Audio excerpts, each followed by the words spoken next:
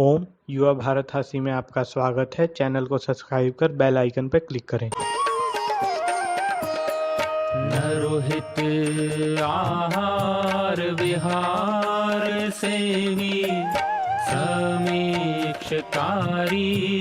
विषये स्वसप्तः दाता समः सत्यपरः क्षमावान् आप्तोपसेवी च भवत्यरोगः।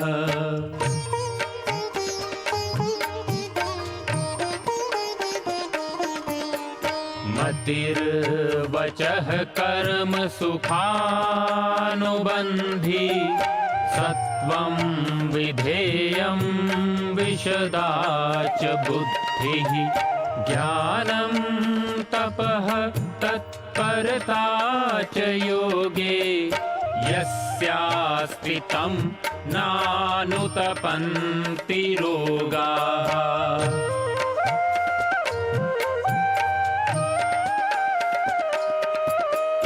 योगेन चित्तस्य पदेन वाचां मलं शरीरस्य च वैद्यकेन योपाकरोतं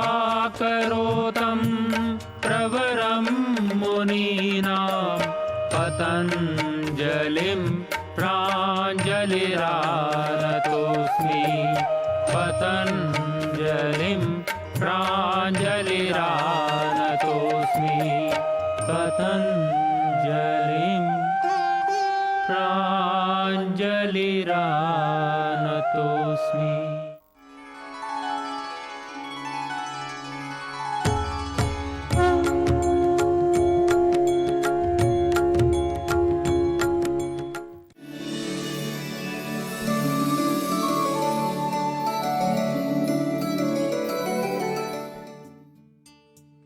आयुर्वेद का विज्ञान यह बहुत महत्वपूर्ण विज्ञान है जीवन के लिए, जीवन को स्वस्थ रखने के लिए, यदि हम बीमार हो गए हों तो ठीक करने के लिए। हम विविध विषयों को लेकर के चर्चा कर रहे हैं और आयुर्वेद के अंदर जो त्रय उपस्तंभ के अंदर भी आहार निद्रा ब्रह्मचर्य कह करके जिसकी अत्यंत महत्वपूर्ण जो पिलर्स माना गया है उस पिलर में एक है भोजन। भोजन के विषय में हमने हालांकि कई जगह पर थोड़ी कई चर्चाएं की हैं। आज विशेष कर करके भोजन के जो महत्वपूर्ण तथ्य हैं, उससे महत्वपूर्ण जानकारियां, उन सब जानकारियों को लेकर के हम होंगे आपके बीच में। आज हम उस विषय में करेंगे चर्चा, तो निश्चित रूप से आप बने रहिए हमारे साथ।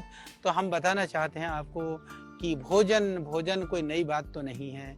जब से हम पैदा होते हैं और जब तक जीवन रहता है हम भोजन करते हैं, परंतु भोजन सिर्फ भोजन के लिए नहीं अपितु भोजन स्वास्थ्य के लिए होता है, यही आयुर्वेद बताता है। तो स्वस्थकर भोजन कैसे बने, स्वस्थकर भोजन कौन सा भोजन हो सकता है, तो हम जानते हैं कि स्वास्थ्य के लिए भोजन महत्वपूर्ण है, परंतु भोजन में क्या क्या खाया जाए और भोजन की क्या महत्ता है, या हम कहें कि भोजन में किस बात का ध्यान रखा जाए, तो ये जानना बहुत ज़रूरी है। और भोजन किस प्रकार का हो और किन परिस्थितियों में किया जाए, ये भी बड़ी बात है। हमको भोजन, भूख लगती है, हमको खाना है, पर कैसे खाना है, कब खाना है, किस स्टाइल से खाना है, छोटी छोटी बातें हैं पर बहुत महत्वपूर्ण बातें हैं। उन सब विषयों में हम आज आपको बताने वाले हैं। और आयुर्वेद में कहा कि बहुत विचार कर करके किन परिस्थितियों में कैसे भोजन किया जाए, तद अनुरूप ही आचरण कर करके हम भोजन के द्वारा पूर्ण स्वास्थ्य प्राप्त कर सकते हैं। क्योंकि आयुर्वेद ने कहा कि यदि भोजन कैसे किया जाए, कब किया जाए, कितनी मात्रा में किया जाए, इसको जानने से ही हम पूर्ण स्वास्थ्य को प्राप्त कर सकते हैं। तो यह जानना इसलिए जरूरी है कि रोगी होकर के चिकित्सा मजबूरी है। हम बार बार इस बात को आपको दोहराते हैं कि रोगी होकर के चिकित्सा मजबूरी है, हम रोगी ना हो यह करें, यह बुद्धिमत्ता है। तो बुद्धिमत्ता के लिए, पूर्ण स्वास्थ्य की प्राप्ति के लिए हम आज भोजन के विषय में चर्चा कर रहे हैं। तो आयुर्वेद के अंदर बहुत कुछ महत्वपूर्ण बातें कही गई है भोजन के विषय में। जो चरक के अंदर कहा कि स्निग्धम स्नियात, यानी कि हम जो स्निग्ध भोजन है उसी को ही खाना चाहिए। यानी भोजन के अंदर हमेशा स्निग्ध पदार्थों की चर्चा आयुर्वेद में की गई है कि स्निग्धता रहित रुक्ष भोजन को तो हमारे यहाँ भूत भोजन कहा गया है। यानी कि जो रूखा सूखा है वह आदमी का खाना नहीं, वो भूत का खाना है। हालांकि आजकल कहते हैं हम चिकनाई नहीं खाते हैं, हम फैट नहीं लेते हैं, हम घी नहीं लेते हैं, घी तो ये करता है वो करता है। मेरे भाई गाय के घी को तो अमृत कहा गया है।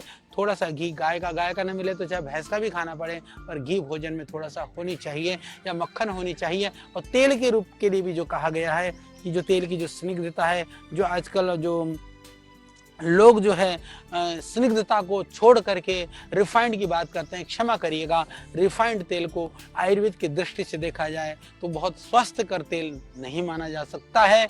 इसीलिए तेल होना चाहिए, तेल इसीलिए तिल की वजह से तिलेसु तैलम, यानी कि तिल के द्वारा ही उसको तेल संज्ञा दी गई है। तिल हो, सरसों हो, इसका तेल होना चाहिए, या मूंगफली हो या नारियल हो। तिल, मूंगफली, नारियल और सरसों, इनका यदि आयुर्वेद में तेल के रूप में प्रयोग किया गया है, इसके अतिरिक्त शुद्ध रूप से घी का ही हमको प्रयोग करना चाहिए। तो भोजन तेल के साथ नहीं खाया जाता। हालांकि बंगाल, बिहार आदि में जब लिट्टी चोखा बनाते हैं, जब आलू का वो बनाते हैं, भुजिया बनाते हैं, तो तेल के द्वारा भी, कच्चे तेल को मल करके भी, या मूढ़ी वगैरह खाते हैं तो भी तेल डाल करके डायरेक्ट खाते हैं, वो भी स्वास्थ्य के लिए लाभकारी है। दक्षिण भारत में भी नारियल के तेल को डाल करके भोजन में या सीधे तौर पर भी भोजन सेवन किया जाता है। और अभी तो ये भी अनुसंधान हुआ है कि नारियल का तेल यदि प्रतिदिन 1 चम्मच पिया जाता है तो भी बहुत स्वास्थ्य के लिए लाभप्रद है। यदि प्रतिदिन आप 1 चम्मच सरसों का तेल भी पी लेते हैं तो वो भी शरीर के लिए बहुत ही लाभकारी है। इस तरह से जो प्राकृतिक भोजन है, तो प्राकृतिक भोजन के अंदर भी प्राकृतिक स्निग्ध पदार्थों की उचित मात्रा में होना बहुत जरूरी है। और लोग कहते हैं कि आजकल की तो कहानी, आचार्य जी क्या कहें, कोई हृदय रोग से पीड़ित है, कोई ब्लड प्रेशर है, कोई मोटापा है, तो बोले क्या करें, क्या अभी खाना चाहिए क्या? तो उन लोगों के लिए भी मेरा निवेदन है कि इनके जो डर से जो घी आदि का प्रयोग बिल्कुल ना कर करके जो लोग रूखा भोजन कर रहे हैं, ये अनुचित है। उसमें जरूर आप थोड़ा सा स्निग्ध पदार्थ जरूर डालिए, क्योंकि कभी भी जो गाय का घी होता है वो कोलेस्ट्रॉल को नहीं बढ़ाता है, और घी या तेल से इससे फैट नहीं बढ़ता है। नहीं तो जो नहीं खाते, रूखा सूखा खाते, उससे भी बढ़ेगा। सिस्टम को ठीक करिए, सिम्टम से मत डरिए। हम, क्योंकि हमारी आदत हो गई है, सिम्टोमेटिक ट्रीटमेंट करते हैं, सिम्टम के हिसाब से हम बचने का प्रयास करते हैं। जिस कारण से मेरा सिस्टम खराब है, उसको यदि हम ठीक करने का प्रयास करें तो हम रूखा भोजन कभी ना करें। तो जहाँ घी तेल आदि की घी तेल से भोजन स्वादिष्ट भी तो बनता है। घी थोड़ा सा 1 चम्मच घी दाल में डाल दीजिए, क्या स्वाद, दाल का स्वाद आपको मिलेगा। आप 1 चम्मच घी को जो है चावल में डाल दीजिए, बड़ा स्वादिष्ट लगता है, तो रुचि भी उत्पन्न होती है, मुलायम भी भोजन बनता है। आप देखेंगे घी डाल करके थोड़ा चावल में डाल देंगे, फिर आप देखिए कि कैसा सॉफ्ट लगता है। तो इसीलिए क्या होता है कि जब सॉफ्ट होने से भोजन में रुचि उत्पन्न होती है, फिर उससे पाचक अग्नि भी तीव्र हो जाती है, उससे जो है जठराग्नि भी तीव्र हो जाती है, भोजन सुपाच्य बन जाता है। जो तीव्र जठराग्नि को बना दे, जो सुपाच्य बना दे, तो बल और आयु की वृद्धि भी करने वाला भोजन होता है। तो इसीलिए बल की प्राप्ति के लिए, आयु की वृद्धि के लिए आयुर्वेद में कहा कि स्निग्ध द्रव्य से युक्त भोजन का ही हमको ग्रहण करना चाहिए। इसी से आपकी इंद्रियां भी दृढ़ बनेंगी। जब आयु की वृद्धि होगी, शरीर बनेगा, तो इंद्रियां भी मजबूत बनेंगी, और इंद्रियां ठीक होंगी तो रंग का निखार भी होएगा। और घी आदि यदि स्निग्ध पदार्थों के सेवन से वात का अनुलोमन भी होता है, मल विसर्जन में भी सुविधा होती है। इसीलिए घी का सर्वथा त्याग करने की अपेक्षा आराम तलवी का त्याग करिए। यानी कि हम घी न खाएं, ये न खाएं, ये छोड़ दें, एक ही काम छोड़ दो, आलस से छोड़ दो, परिश्रम करो, व्यायाम करो। ये करने की चीज़ है, छोड़ने की चीज़ों को छोड़ना चाहिए, करने की चीज़ों को करना चाहिए। परिश्रम छोड़ दिया, शारीरिक श्रम छोड़ दिया, इसको मत छोड़िए, फिर आपको घी नहीं छोड़ना पड़ेगा, आपको चिकने और जो स्निग्ध द्रव्य हैं वो नहीं छोड़ने पड़ेंगे। तो ऐसा करने पर आप स्निग्ध भोजन के लाभ से कभी भी आपको वंचित नहीं होना पड़ेगा। और चरक में ऋषि और भी कहते हैं कि भोजन स्निग्ध तो होना चाहिए। और भोजन कैसा होना चाहिए? कहा कि ताज़ा होना चाहिए, गर्म होना चाहिए, उष्णम स्नियात, यानी कि हम जो उष्ण भोजन है वो करें, हमेशा ताज़ा भोजन करना चाहिए। ताजे का अर्थ गर्म, गर्म का मतलब एकदम गर्म नहीं, यानी ताज़ा भोजन होना चाहिए। ऐसा भोजन जो है स्वादिष्ट होने के साथ साथ पाचक अग्नि को बढ़ाने वाला होता है, सुपाच्य होता है, वात का जो है अनुलोमक होता है। इसके लिए कहा कि जो पौष्टिकता चाहिए, शरीर में सेहत चाहिए, तो बासी भोजन का बहुत ही निषेध है। ठंडा भोजन, भारी भोजन, तामसिक भोजन, इनका आयुर्वेद के अंदर बहुत ही निषिद्ध है। इसीलिए जो फ्रिज में रखी हुई चीज़ें हैं या गर्म कर करके बार बार बने हुए को बासी को बार बार गर्म कर करके खाना, इसीलिए पिज्ज़ा, बर्गर, ब्रेड, जितने भी इस तरह के जो आइटम्स हैं, ये आयुर्वेद की दृष्टि से ये बासी भोजन का हमेशा ही निषेध किया गया है। इससे बहुत तरह की बीमारियां हो सकती हैं, परेशानियां हो सकती हैं। प्रिजर्वेटिव्स डाल करके भी लेने के लिए बिल्कुल ही निषेध किया गया है, परंतु मजबूरी है, आज समय का अभाव है, भागम भाग की ज़िंदगी के अंदर बहुत सारी चीज़ों में प्रिजर्वेटिव डाला जाता है। उसकी एक लिमिट होती है, मात्रा होती है। FSSAI जैसे जो गाइड करने वाली संस्थाएं होती हैं, उनके गाइडलाइन के अंदर डाला जाता है। हम लोग भी कई द्रव्यों में हमको डालना पड़ता है, परंतु आयुर्वेद की दृष्टि से देखा जाए तो उसको कभी भी उचित माना नहीं गया है। तो परंतु रखना मजबूरी है, तो यदि रख करके खराब होने से अच्छा उन द्रव्यों का सेवन को आपको ले सकते हैं। परंतु आज पूरी दुनिया में महामारी की तरह से जो मोटापा बढ़ रहा है, तो इसका कारण भी है फास्ट फूड, जंक फूड और डिब्बा बंद जो फूड है। और आप देखते हैं अमेरिका जैसे देशों में, जो आज हम जिसको विकसित देश कहते हैं, उस विलासितता की वजह से, जंक फूड और फास्ट फूड की वजह से आप देख सकते हैं कि कोई भी महामारी बीमारी आने पर भी उनके शरीर के अंदर जो रेजिस्टेंस पावर है, रोग प्रतिरोधक क्षमता, वो भी खत्म हो चुकी है। ये इसीलिए हुई ना कि जो जंक फूड और फास्ट फूड खाते हैं, उनकी शरीर की रोग प्रतिरोधक क्षमता की न्यूनता हो जाती है।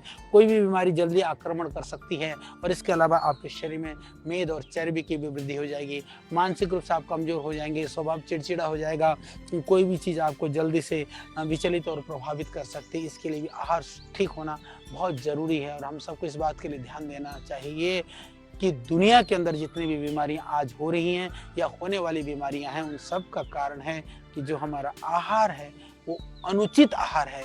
हम जो खा रहे हैं वो अनुचित खा रहे हैं, इसीलिए हम रोगों से ग्रसित हो रहे हैं। आज हम जूस भी पीते हैं तो डिब्बा बंद जूस पीते हैं, फल भी खाते हैं तो विविध तरह के कृत्रिम तरह से उसको बचा करके ठंडा करके रखा हुआ हम खाते हैं। इसके लिए वो ध्यान रखिए, शास्त्र कहता है सब कुछ प्राकृतिक होना चाहिए, चाहे वो भोजन है, चाहे वह जीवन है, चाहे वह फल है, चाहे सब्जी है, चाहे अन्न है।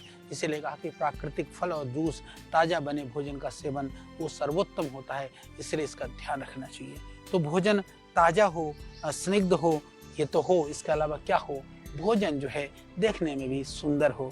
जब मैं देखता हूँ कई लोग जब वो खाते हैं ना, पिज्ज़ा खाते हैं, पिज्ज़ा खाते समय जब वो लेसा लेसा सा निकलता है, ऐसा लगता है कि वो आंतड़ियाँ जैसे खींच रहा हो, इतनी शरीयल सा, इतना भोजन की शक्ल ही ठीक नहीं है। तो आयुर्वेद में तो निषेध किया है। तो पिज्ज़ा खाने वाले तो आयुर्वेद की जो भोजन की सुंदरता वाला सिद्धांत का आप जो है उसका पालन आप नहीं कर रहे। वो मैंने देखा, जो डबल रोटी बहुत बुरी नहीं लगती है, बर्गर के रूप में जब देखते हैं कि उसके अंदर सब तरह का दे, टमाटर दे, ये वो डाल करके जब खाते हैं, जब वो आधा मुंह में आधा बाहर, ऐसे फोटो कैसा लगता है। वो सच में ऐसा लगता है जैसे ना जंगली जो बिल्ली है ना, वो किसी जानवर को मुंह में दबा करके घूम रही हो, ऐसा लगता है।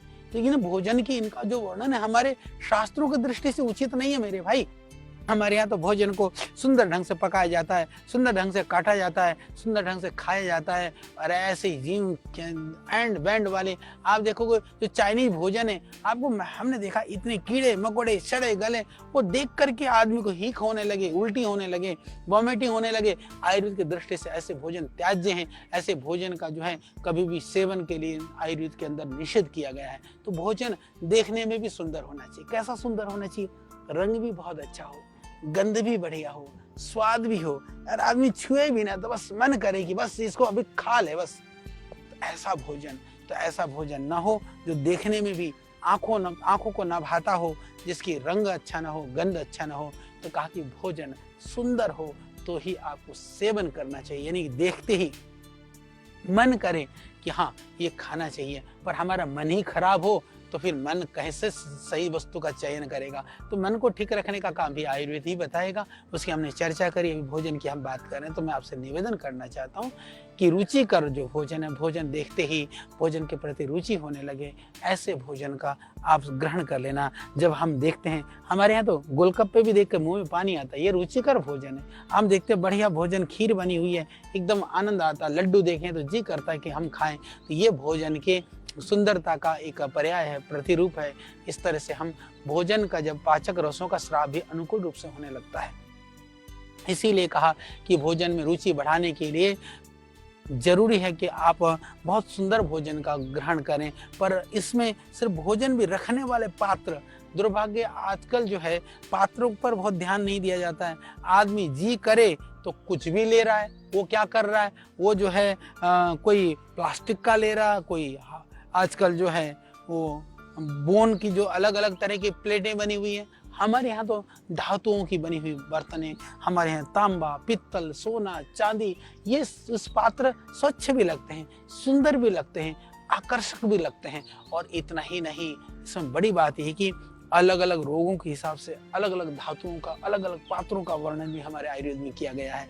यदि उन पात्रों के हिसाब से यदि हम खाना खाते हैं तो बहुत तरह के रोगों से भी बचते हैं। इसलिए कहा कि जो पात्र है वो सुंदर भी होना चाहिए, आकर्षक भी होना चाहिए। और रोगी, जैसे कोई रोगी है तो उसके लिए ध्यान रख लेना चाहिए कि एक ही तरह की जो भोजन करता है तो उससे अरुचि उत्पन्न हो सकती है। तो इसके लिए वो थोड़ा सा भोजन भी विविधता भी होनी चाहिए। तो ये बहुत ज़्यादा ध्यान रखने की बात है, यानी कि जो भोजन जिस पात्र में कर रहे हैं वो भी बहुत सुंदर होनी चाहिए।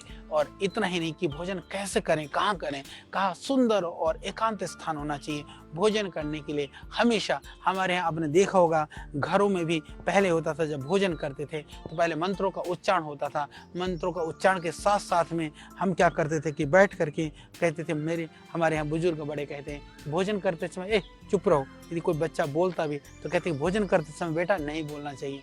दुर्भाग्य से आज जब भोजन होता है, विवाह में, शादियों में, पार्टियों में, जब आप जाते हैं खाना खाते हैं तो इतनी जोर जोर की आवाज़ें होती हैं, इतनी जोर जोर के बैंड बाजे ऐसे बजाए जाते हैं, इतनी शोर जबरदस्ती किया जाता है। उसी शोरगुल में बैठ करके आदमी खा रहा होता है। चलो शादी विवाह पार्टी की तो कभी कभी की बात है, पर जब भी खाना खा रहे होते हैं आपके घर में टीवी का जो वॉल्यूम है, बहुत तेज आवाज़ में टीवी चल रहा है, उधर से कोई हल्ला कर रहा, कोई बर्तन गिर रहा, कोई रसोई में से खटपट की आवाज़ आ रही है। इस तरह की जो स्थितियों में सेवन भोजन करने के लिए हमारा निषेध है। और ध्यान रखिए, इस तरह की स्थिति में यदि हम भोजन करते हैं तो हितकारी नहीं होता, रोगकारी हो सकता है। रोगकारी होने के कारण से वह जो है हमको विविध रोग को बहुत उत्पन्न करने वाला बनता है। तो इसीलिए कहा कि जब हम भोजन करें तो उस समय पर जो है बहुत शांत होनी चाहिए, एकांत जगह होनी चाहिए और पवित्र और सुंदर स्थान में बैठ करके जब हम भोजन करते हैं तो मन शांत रहता है। तो इसलिए मेरा निवेदन है कि आप आदत बनाइए घर में बैठ करके, घर पे शांत वातावरण में, जैसे माताएं बहनें भोजन भी पकाती हैं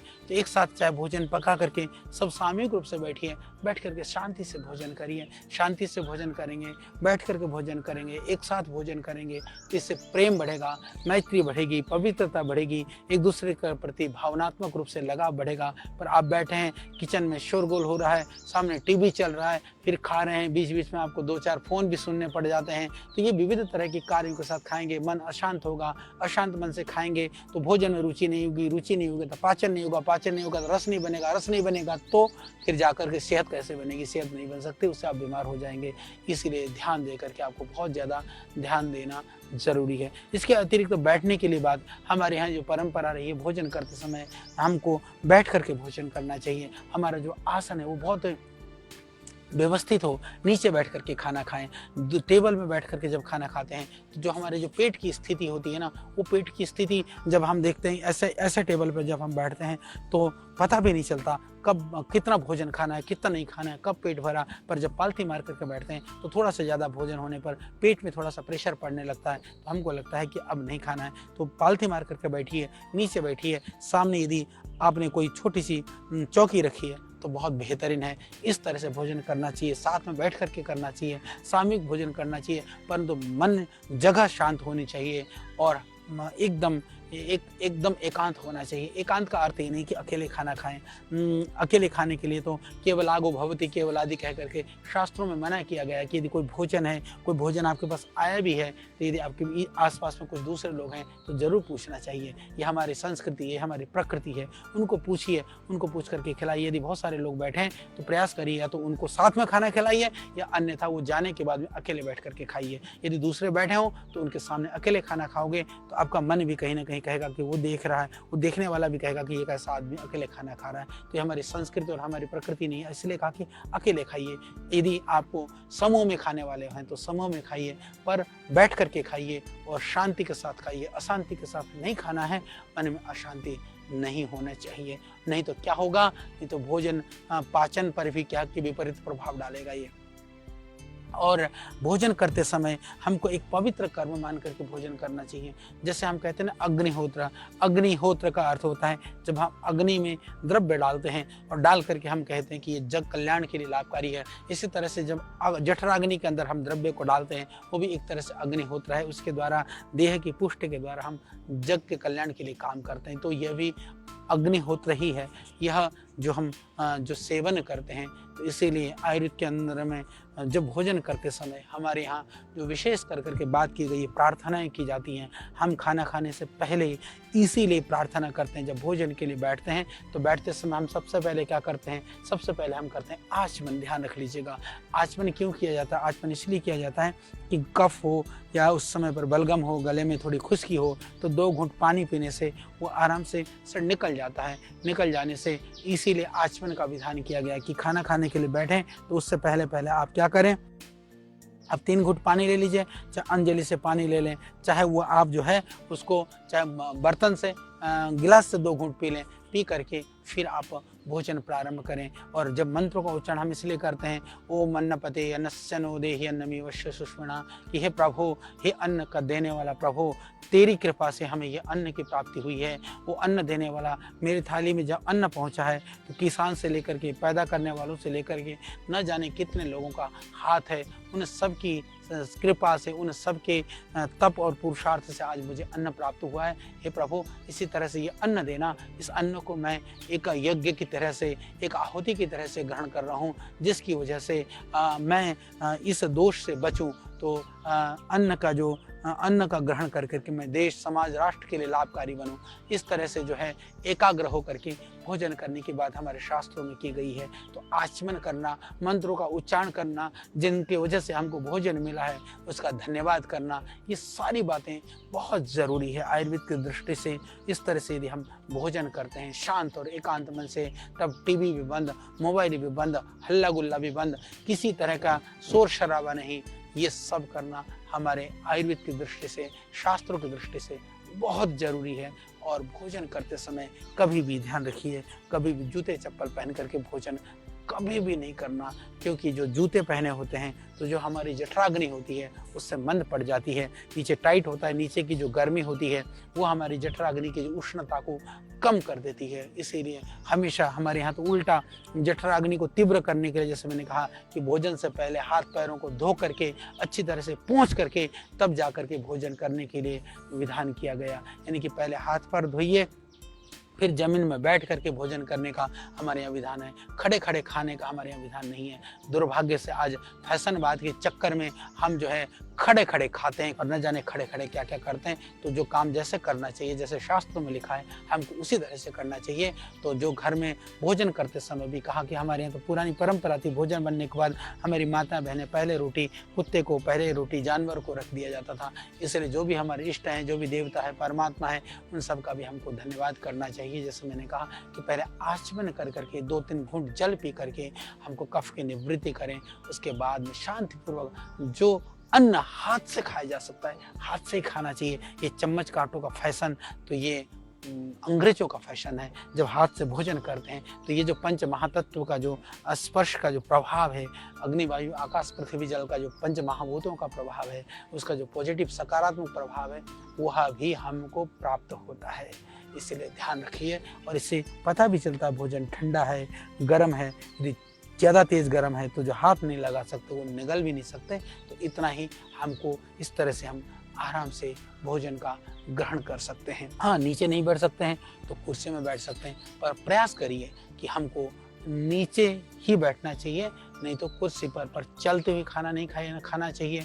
आजकल मैं देखता हूँ फैशन में लोग खाते खाते सड़कों में भी चल रहे हैं, खाते खाते जो है वो रास्ते में भी घूम रहे हैं, खाते खाते ये भी देखा गया कि जैसे आजकल फैशन में लोग खड़े होते समय जब पार्टी वगैरह में जाते हैं, प्लेटों में सामान ले रहे होते हैं, दुनिया लोगों से बात करते रहते हैं, मुंह में चब रहे, आधा मुंह में, आधा टपक रहा, आधा प्लेट में, आधे चलते हुए, आधे ध्यान में नहीं, कभी प्लेट किसी के सर पे मार दिया, कभी किसी के कपड़े खराब कर दिए। तो ये जंगलीपना है, ये कोई मॉडर्नाइजेशन नहीं। बोला तो मॉडर्न जमाना है, मॉडर्न नहीं है, जंगलीपना है। भगवान ने हमको इंसान बनाया है, इंसान के लिए जिन कर्मों को निर्धारित किया है उसी तरह से हमको भोजन करना चाहिए। ये मैंने बात करी शारीरिक दशा के विषय में। अभी भोजन की हम और चर्चा करेंगे, और दशाओं के विषय में हम चर्चा करेंगे, तो आप लगातार इसको आप सुनते रहिए। ऋषियों के ज्ञान से लेकर प्रकृति के वरदान तक, आयु के विज्ञान से लेकर आयुर्वेद के सिद्धांत तक, प्राचीन चिकित्सा पद्धति के हर पहलू का प्रासंगिक विवेचन। ऋषिकल श्रद्धेय आचार्य बालकृष्ण जी द्वारा सरल भाषा में स्वरचित सृजन, हिंदी अंग्रेजी सहित विश्व के 70 से अधिक भाषाओं में लाखों की संख्या में प्रकाशित बेस्ट सेलर अद्वितीय ग्रंथ आयुर्वेद सिद्धांत।